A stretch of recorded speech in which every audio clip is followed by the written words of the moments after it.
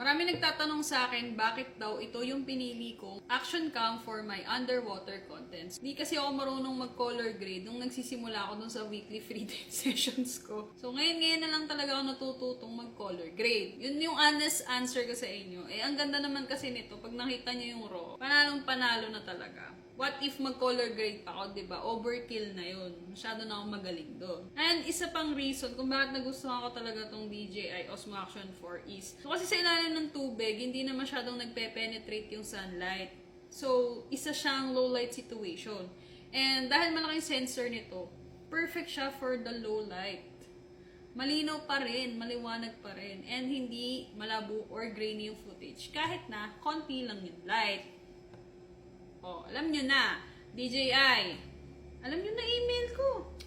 Nandito sa bio ko. Action 5, baka naman. Kagaya ng Action 4. Alam nyo na yan. Again, my name is PBDesk. pbtina.pamintuan@gmail.com. Alam nyo na yan. Bye!